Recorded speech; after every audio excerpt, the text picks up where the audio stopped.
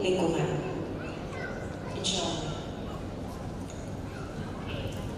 Sebentar ya, waktu ternyata nanti yang pamungkas nih, karena kita semua kan masih diskusi ya Teh. Masya Allah. Ikut makan. Masya Allah. Nah, Kak Dewi ini juga di atas ada adik-adik kita. Di sini juga kita semuanya belajar jatuh bangun dengan proses hijrah. Kalau misalnya Kak Dewi bisa kasih dari jernih kakak aja sih, kira-kira batu bongkahan yang apa tuh Kak? Yang paling besar, tantangan yang akan temui yang paling besar pada saat kakak sekarang berproses hijrah, supaya kayak yang di sini yang baru mulai, oke kata Kak Dewi ada batu yang paling gede, tapi walaupun itu versi Kak Dewi, bisa jadi buat Kak Dewi susah, buat mereka muda atau apa. Tapi kalau Kak Dewi sendiri apa sih Kak tantangan yang ditemui yang paling sulit? Tantangan paling sulit nomor 1 melawan diri sendiri.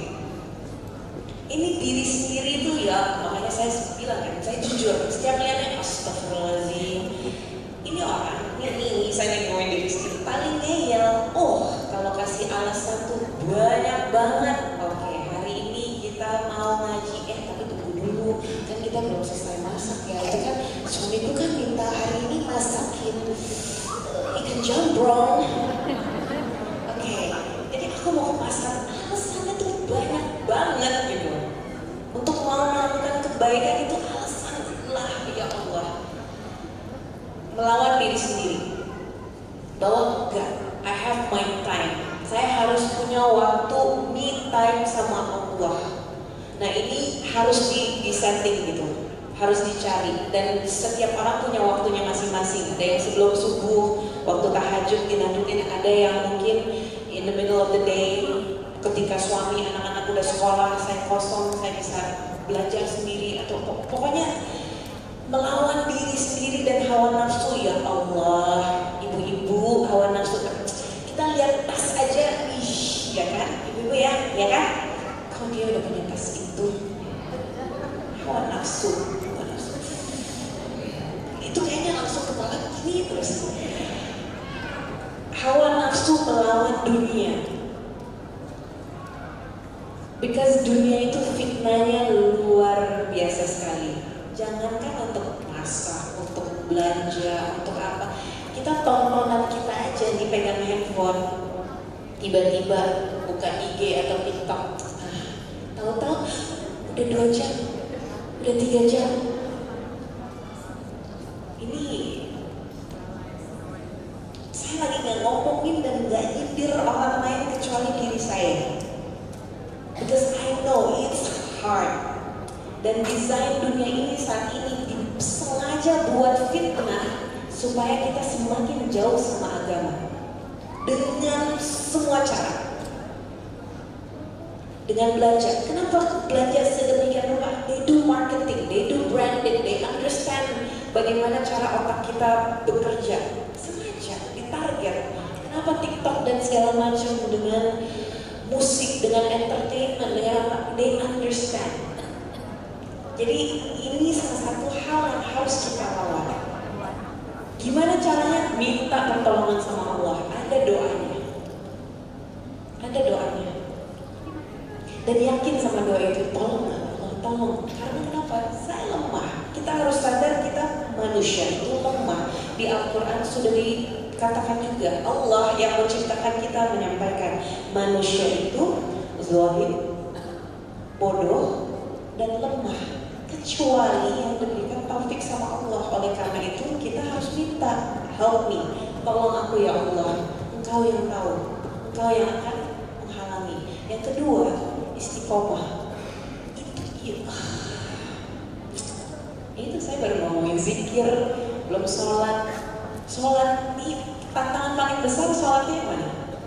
Subuh, isya. Ya, antara dua itu, isya, ya Allah. How to untuk istiqomah dengan kita sholat tepat waktu. Itu batu-batu, bukan kerikil lagi, itu batu. Ya batu yang susah banget untuk harus. That's why hidup ini ujian. Dan yang Allah lagi tawarkan untuk kita bisa ngelewatin hawa nafsu, lawan diri berusaha untuk supaya kita bisa istiqomah, itu kan harganya apa? Surga. Nah again, you cannot do this unless you understand why. Balik lagi ke ilmu.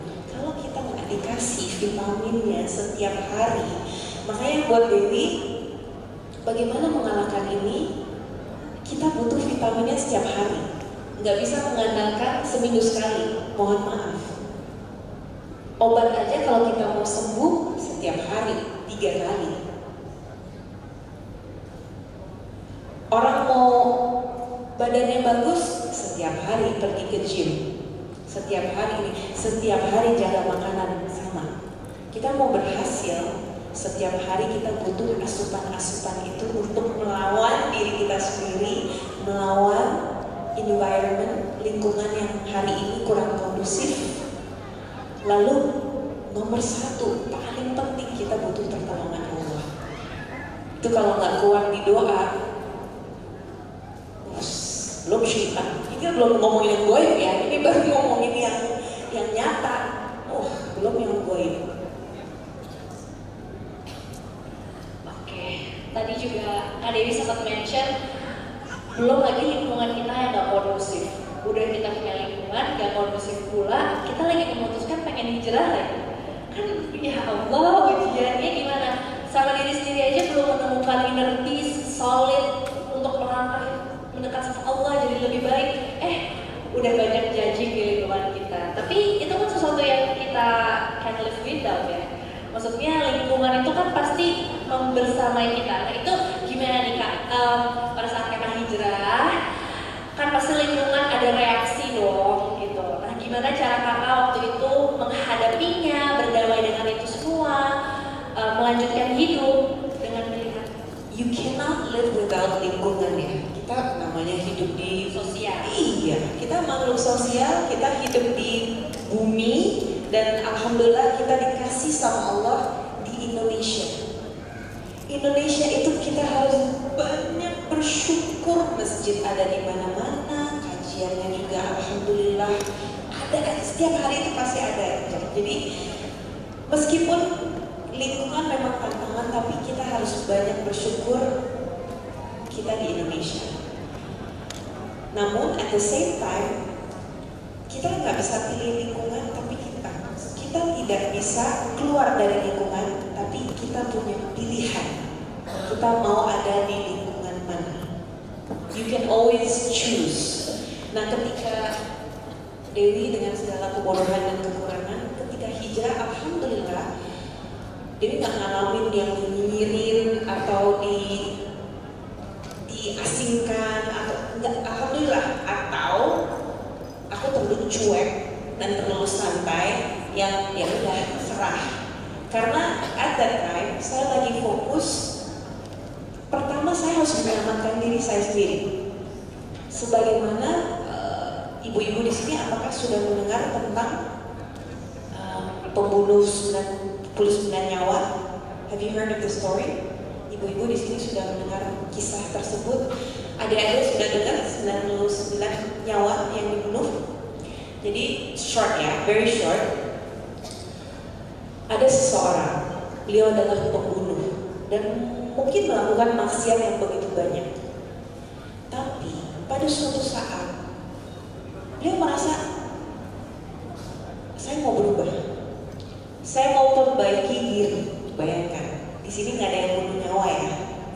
99 nyawa yang sudah dibunuh, Allah kasih hidayah dan dia mau menjadi orang baik.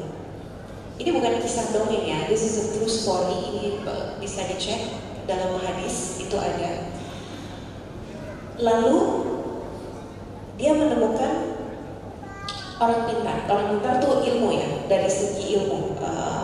Kalau zaman dulu Habib atau Syekh atau pokoknya guru lah, guru yang dianggap guru. Beliau datangin sosok tersebut dan tanya, saya setelah melakukan dosa yang begitu banyak, tapi saya ingin memperbaiki diri. Apakah Allah akan mengampuni saya dan kasih kesempatan? Orang pintar ini menjawab, tidak ada. Kamu akan masuk neraka dan Allah tidak akan mengampuni Anda. Apa yang dilakukan? Pembunuh itu langsung membunuh syekh itu yang menyampaikan hal tersebut. Tanggung. Udah jadi 100. Setelah 100 nyawa dibunuh, beliau tetap merasa masih. Dan inilah orang yang lagi-lagi dikasih hidayah. Beliau cari lagi orang pintar, dan beliau dapat orang yang lebih pintar daripada syekh tersebut. Dan beliau menanyakan hal yang sama. Saya telah melakukan ini, saya ingin berubah. Apakah Allah akan mengampuni saya dan apakah saya ada kesempatan? Jawabannya apa?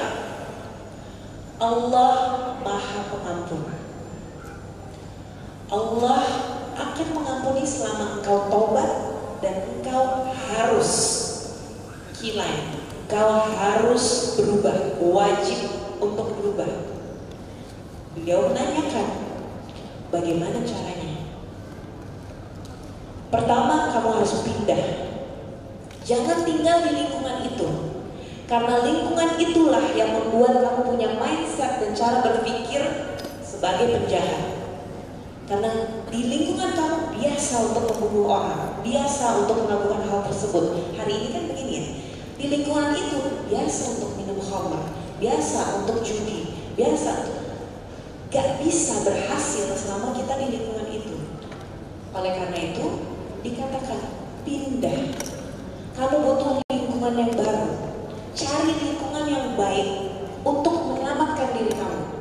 Akhirnya sosok ini memutuskan, oke, saya harus totalitas. Kalau saya mau hijrah, saya mau berubah, saya mau dapat ampunan dari Allah atas dosa-dosa yang saya lakukan, saya harus pindah. Saya harus cari tempat yang kondusif, saya harus cari tempat yang benar. Oleh karena itu, si penjahat ini berjalan pindah tragically di sebuah batasan. Laki-laki ini, si penjahat ini meninggal. Berarti tugasnya belum selesai, ya kan? Harusnya dia nyampe dulu ke tempat ini, berubah, insya Allah Allah ampuni. Tapi ini dalam proses meninggal. Apa yang terjadi? Kira-kira masuk neraka atau masuk surga? Surga. Ibu-ibu jangan jawab ya, jangan jawab kenapa. Adik-adik, masuk neraka atau surga? Copy paste ini. Kenapa masuk surga? Kenapa? Karena sudah punya niat untuk berubah. Masya Allah ya, Allah Maha Baik. Niat aja dapat pahala. Tidak hanya niat, beliau jalankan. Beliau pindah, beliau berusaha melawan dirinya sendiri. Ini tempat nyaman saya, ini tempat saya dibesarkan, saya akan pindah. Meninggalkan semuanya, pindah. Dan dalam proses itu susah nggak? Kan istiqomah kan? Harus tetap, oke, mana tempatnya? Saya harus cari. Dan dalam perjalanan itu kan proses. Allah tidak melihat hasil ternyata teman-teman, tapi Allah lihat proses, apa yang dikorbankan, apa yang dijalankan, apa yang diperjuangkan. Berat. Dan meskipun itu Allah lihat lebih banyak yang mana, karena diukur ternyata di perjalanan itu, di batasan, ternyata beliau si sosok ini satu langkah lebih dekat ke tempat perpindahannya, tempat hijrahnya. Jadi ada timbangannya. Allah Maha Adil. Dosa masa lalu sama amalan-amalan kita akan ditimbang. Jadi kenapa kita sekarang lagi fastabiqul khairat untuk harus mencari amalan apapun kita lakukan, kebaikan, haji, sholat, zakat, puasa. Kenapa kita melakukan semua ini? Karena kita akan ditimbang. Allah akan melihat. Dan ini adalah alasan kenapa si penjahat itu pembunuh 99 nyawa masuk ke dalam surga. Kalau hari ini kita bilang ada pembunuh masuk surga, kok bisa? Kok bisa? Kok bisa? Ini real, bisa. Seorang pendosa, seorang yang berhijrah, selama dia punya niat, dia berjuang, dia meninggalkan apa yang Allah tidak sukai, apa yang Allah tidak ridhoi. It's hard, but you have to save yourself. Kamu harus menyelamatkan diri dulu. Makanya kita bukan berarti bermusuhan sama lingkungan, tidak. Tapi kita memilih untuk punya tempat yang lebih baik. Kenapa? Untuk menyelamatkan diri kita dulu, dan syukur-syukur suatu saat kita bisa mengajak teman-teman, kesini yuk, belajar yuk, hari ini ada kajian, ikut aku yuk. Nah itu caranya, itu bagaimana proses yang Dewi pelajari ya. Sebagaimana para nabi juga melakukan hal itu. Kenapa hijrah dari Mekah ke Madinah? Mekah sudah tidak kondusif. Akhirnya mereka pindah ke Madinah, the most beautiful city in the world. Semoga ada yang di sini nanti umroh, haji, harus merasakan, harus lihat sendiri seperti apa tanah suci, tempat ibadah, Ka'bah di depan mata. Lihat Masjidil Haram, Masjid Rasul SAW, begitu. Ya Allah, udah, you have to go. Dan ya ini mungkin ini yang bisa disampaikan, nggak mau panjang lebar, tapi poinnya adalah kita harus menyelamatkan diri, tidak boleh peduli dengan apa kata orang. Selama itu adalah untuk membawa kita kembali ke masa lalu yang tidak baik. Orang kalau benar-benar sayang sama kita, pasti akan dukung lo harus lebih baik. Itu baru namanya teman, itu baru namanya keluarga. Benar nggak? Ibu-ibu punya anak, anaknya jadi lebih baik, senang nggak? Kita doain. Anaknya jadi lebih buruk, senang nggak? Enggak. It's natural, sunatullah. Jadi kita harus tahu siapa teman, siapa lawan. Kalau ini benar-benar teman dan melihat kita hijrah, pasti akan dukung, pasti akan support. Sebagaimana Dewi, Bertrand Antolin, non-is. Tapi ketika Dewi hijrah, beliau nomor satu mendukung. Ini teman, makanya saya bilang, dia teman saya. Kalau ada teman yang ini, bisa, emang akan istiqomah, tunggu aja, nanti pasti coba. Saya tahu, ini bukan teman saya, ini lawan. Karena teman, keluarga, sesungguhnya pasti akan support untuk kebaikan kita. Allah bisa. Terima kasih banyak ya Kak Dewi, Masya Allah, kayaknya udah beneran tergambar ya, mudah-mudahan dari perjalanannya Kak Dewi sharing sama kita. Kalau misalnya kita lagi ada bisikan lagi untuk menuju kebaikan, ketaatan, apalagi kita lagi mau mempersiapkan diri menuju Ramadan, pastinya kita harus fisik, mental, goals, semuanya udah harus dipupuk dari sekarang, sebenarnya dari kemarin-kemarin sih. Tapi belum terlambat kalau misalnya sekarang belum pupuk, Ramadannya belum hadir nih gitu ya kan. Jadi ya Masya Allah, sebentar lagi, cepat banget namanya. Jadi tunda-tunda nih, Kak tadi udah ada ajakan hijrah, mendekat lagi sama Allah. Berarti ini udah saatnya. Toh insya Allah dari cerita itu, insya Allah kayak tadi penutupnya, kita juga bisa lihat beauty of hijrah dari seorang pembunuh juga susah pasti gitu ya. Dia juga sempat bunuh orang lagi dulu dalam pencariannya, tapi coba lagi dan terus mencari jalan cahaya, insya Allah akan hadir keindahan itu selangkah lebih berat timbangan amal kebaikannya ya. Semoga kita juga bisa mendapatkan hijrah, tapi harus mulai gitu. Sekarang kita pengen ke Ustazah Hani nih, Masya Allah ya kan. Jadi kalau dari tadi kita udah lumayan dapat gambaran dari cerita Kak Dewi, kayaknya apa yang Kak Dewi rasakan juga aku rasakan, relate gitu ya sama teman-teman semua yang ada di sini. Nah, tapi kita butuh ilmunya juga nih ya, Teh Hani. Jadi sebenarnya dalam pandangan Islam, dalam pandangan ilmu, kita tuh harus memaknai hijrah itu seperti apa sih? Apa sih kata Quran? Apa sih kata hadis? Kan dari perintahnya kita disuruh hijrah gitu loh. Silahkan Ustazah. Bismillahirrahmanirrahim. Ayatnya putri. Aku. Nanti ketukan nama kecil.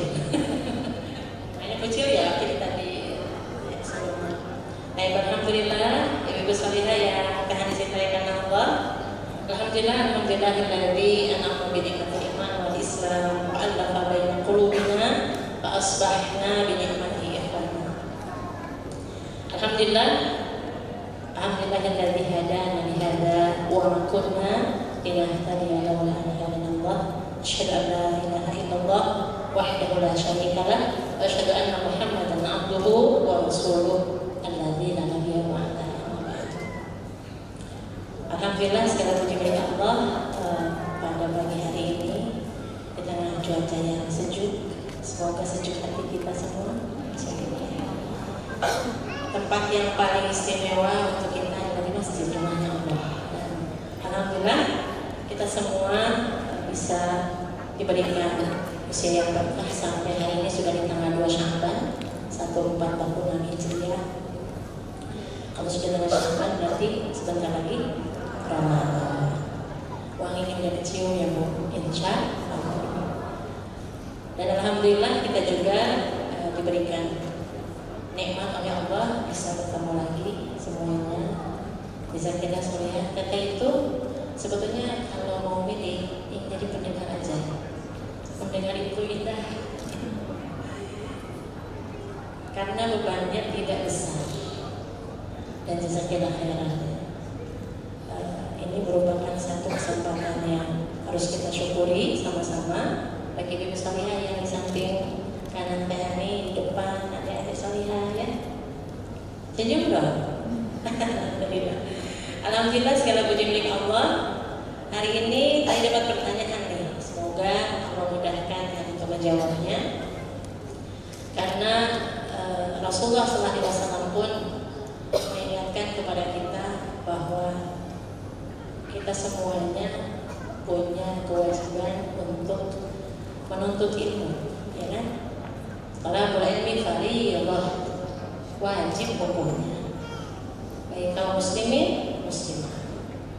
Bahkan kalau kita butuh makan dan minum, makan minum itu tiap hari Bu. Iya. Kalau ilmu sepanjang tarikan nafas kita. Minal mahdi ilal lahdi, dari buaya sampai nanti tiang lahir. Jadi mulai kita bernapas sampai kita diwafatkan. Nah, mudah-mudahan kita juga menjadi umat Rasulullah SAW yang istiqomah dalam ketaatan kepada Allah. Adapun dengan hijrah, kalau mendengar kata hijrah, yang ada Qurannya boleh dibuka, soalnya. Karena kalau bicara tentang ketaatan kita kepada Allah, maka kita harus merujuk kepada yang diwasiatkan Rasulullah SAW. Rasulullah juga mewariskan kepada kita bukan harta, tapi 2 hal